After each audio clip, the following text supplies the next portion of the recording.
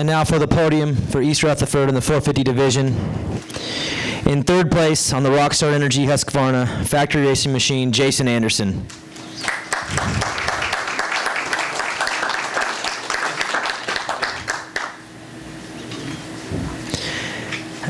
And in second place on the Red Bull KTM, Marvin Musquin.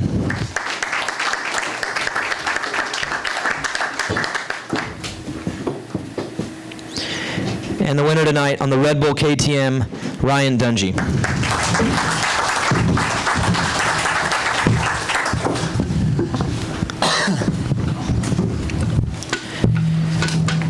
Congratulations, Jason. Got out front early in that main event and had the mistake after the triple. If it wasn't for that mistake and fall, do you think tonight could have been a win? Yeah, for sure. You know, to be honest, like that heat race, practice I didn't feel that good, but I feel like I was coming around, you know, got that heat race win, and then got the start in the main, and honestly, I feel like how rutted it was not how fast you were tonight. I feel like it was just not making mistakes, and made that one mistake, but I definitely feel like I could have, you know, been the guy and been up front and definitely battles for that win, but, you know, I was pretty excited that even though I fell, that I was able to come back through the pack. Congratulations, Marvin. Take us through the last lap. You had the lead, made the mistake. Ryan got around you. Just take us through that last lap.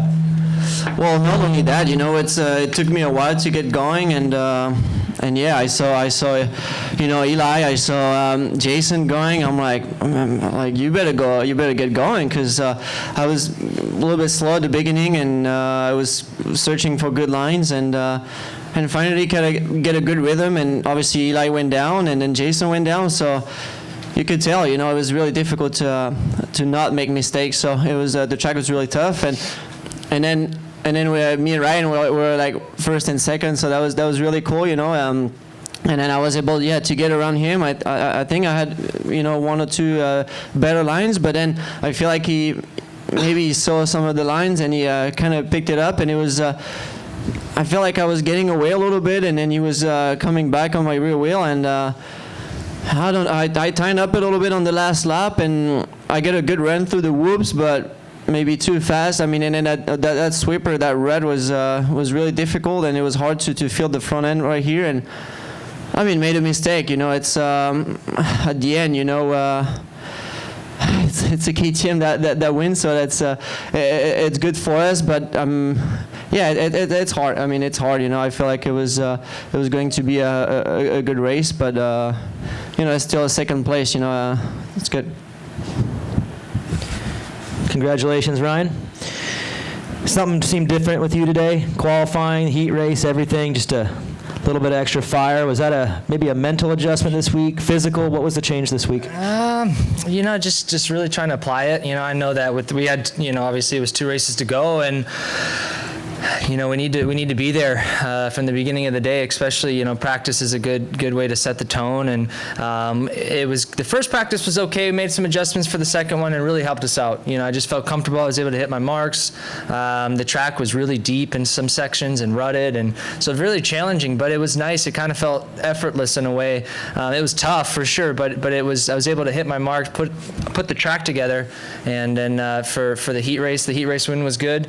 Got out front, and then the main event wasn't a great start. I snuck in there and I came out third, and I was pretty blown away. I don't know how I snuck through it like that, and kind of worked after the first lap. Found myself in about third, and then Eli was right there, and we were trying to hold each other off, and then Jason made the mistake, like we were talking, and then Eli made the mistake, and I was like, all right, you know, just no mistakes, you know, kind of a patience track, you know. And then like Marvin said, then he was, and his lines were better, and I was thinking, you know, maybe it's not a bad thing if I let him by. I know I'm going to pick up on a few lines, and I did, and the track was very physical, really physically tough, and then there at the end there, I had my head down, and I come around the corner, and then Marv's to the left, and was able to sweep by, and it was good to get a win. But it's nice to see all three of us up here. We work pretty hard, and I know Baker, he's pretty pumped right now, and KTM as well, so you know, and the Husky.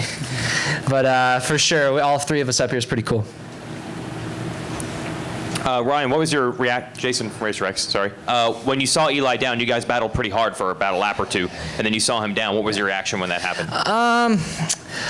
just really like, wow, I haven't seen him make a mistake. And it was like, I knew this track was like, and I felt like going into it, I had when I was forcing it on the first practice, I'm like, I can't do that, and then the second practice, I kind of just chilled out a little bit. So when I seen Eli make the mistake, obviously, all right, go underneath, get by, and then just kind of hit my marks. And the track after the 15 minutes from the 250 guys, and then us, 20 plus minutes, including the one lap, it's a lot of guys out there. So it just, I stuck to the same line, and I think that line just got deeper and deeper and deeper. And then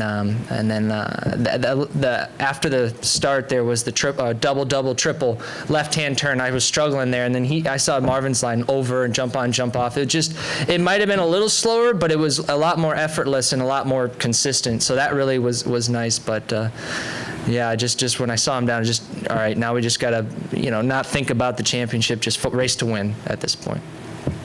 Scott Yarjo, MotoNow blog. This question is for Marvin and Ryan.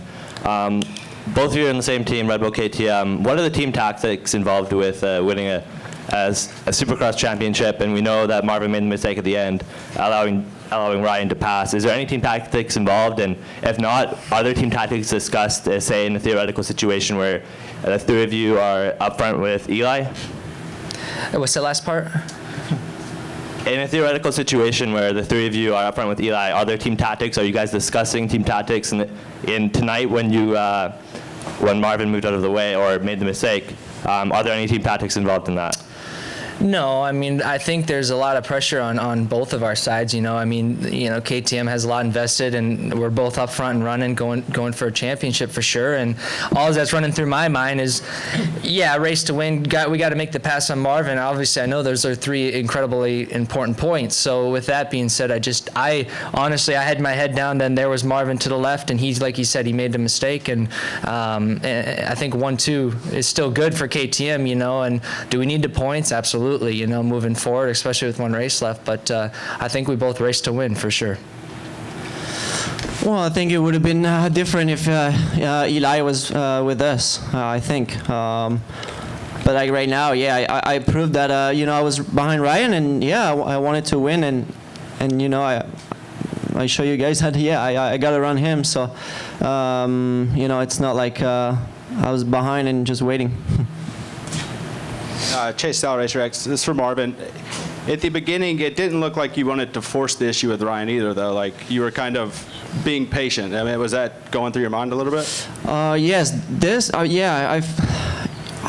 wanted to get going and to get around those guys, but at the same time, I don't want to run. Obviously, I don't want to run into anybody and then take the risk to crash because of the rats, But with Ryan, it's even more. I didn't want to hit him or something. So it was really hard to get around it. And those guys, in front of us, they made mistake. And I kind of want to say we were maybe a little bit smarter. Maybe not, but it's maybe bad luck for them. But at the same time, we stay on two wheels. And but definitely at the beginning, I wanted to make the pass, but at the same time, you don't want to do stupid mistakes and hit the guy and go down. So it was tough.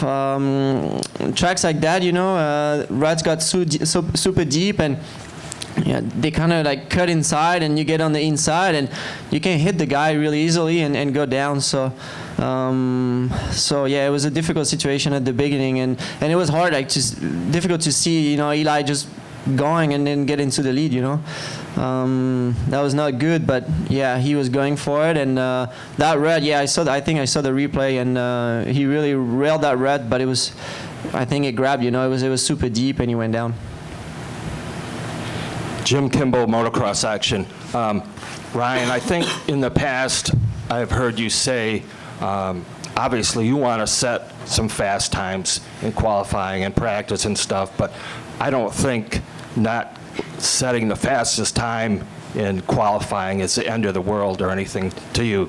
Right. But setting the fastest time today, that was pretty huge. Did that give you some added incentive or motivation, or how did that impact you going into the night's race? I mean, I think it's a positive. It's like you said, it is only a time, but at the same time, you're on top of the leaderboard.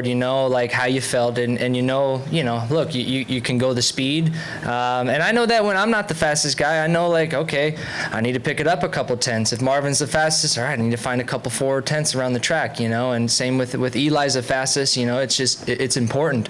Like I said, it kind of sets the tone, and Marvin kind of touched on it, but it wasn't a track like, super, you couldn't bring that intensity. You almost kind of had to be like, take a step back to go slower, or to go faster, go slower to go faster. And it was, especially in the main event, it just got to a point, it got so deteriorated. But yes, it is, I think it's very important to be there. And I want to be there all year as far as the times go and coming into the night show, but we haven't been, but it was good to see. We made some progress, and we've been trying some stuff and trying to get better. I trust the team and making adjustments and changes, and they come to me with this, and they guide me, they direct me, and it's great, and it's helpful. So we made a good decision today. It was good. Yeah, Dan Lamb, MotoXaddicts.com. This is for Jason. Jason, throughout the first half of the year, you kind of struggled with consistency this year, and now you have 3 podiums in a row going down. How big is this for building into next year, and still looking for a win before it's over? Yeah, for sure. I think getting 3 podiums in a row is in the right direction.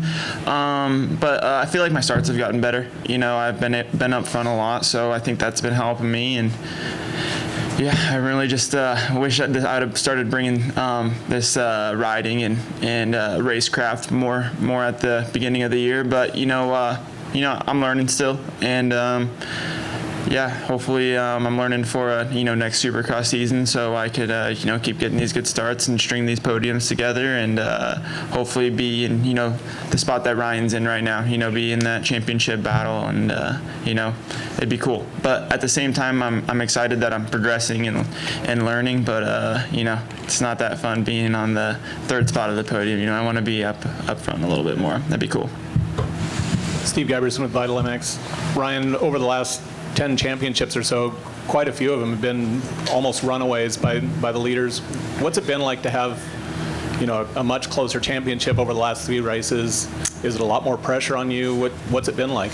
No, I mean, I think I think if I was younger, you grow, you kind of learn how to handle things a little bit more, but it's not so much pressure. I mean, I think it's just for me knowing the situation that I'm in and not overlooking it. And, it's easy. I think in the past it was easy for me to go think about this guy, what he's doing, or go over here and just kind of lose track of what I'm doing, And if I can keep the focus on myself and apply myself good and just do it like I practice at home, then and race to win, race to put myself up there and race for the best result, and that's all I can do each and every race. And Eli's, he has had a string of runs there, a string of wins there, and some consistent finishes, and then we were 4th, and he's kept chipping away at that points lead. And you get a rival like that, or you get a guy who challenges. It's racing, and obviously it is nice when you got a big lead. Yeah, there's not as much. You don't feel that.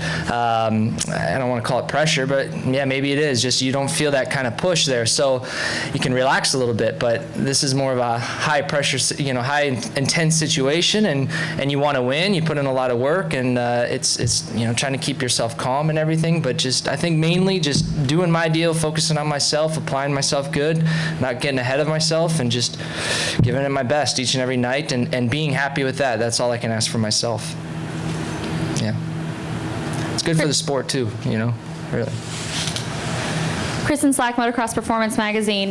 For all 3 of you, since you do train down in Baker's Factory in Florida, how do you feel like that puts you at an advantage racing here in New Jersey, where the humidity was quite high today and quite a bit warmer, obviously, this week than last week in Seattle? Yeah, or Salt Lake. Or you're just kidding. Yeah. But colder. No, I guess this is honestly, I haven't been in this humidity since probably last year when I was riding a little outdoors when I came back from my deal, and It's just humid today. I would say it was a little bit of a test, real thick and you're sweating a lot. So it's good. We push each other. Usually we're together quite a bit, but it was humid. I was on another level. Yeah, for sure. I definitely was. For Supercross, when it's warmer out, you definitely get the heart rate up a little bit higher. But when we're in Florida, it's we don't really have a winter, so it's it's always warm there, and these guys never let me relax any day. So it's cool though. Although we do push each other and we do battle, we have a good time.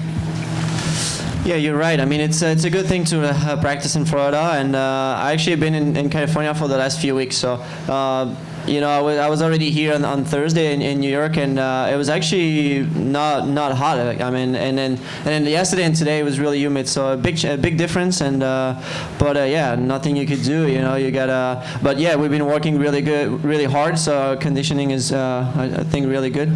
Mentally good too, and the endurance too. I mean, it's like 20 minutes plus one lap in these conditions. You gotta be on point. So yeah, we'll keep working. Outdoors is coming, so it'll be good. All right, guys. Thank you. Thanks.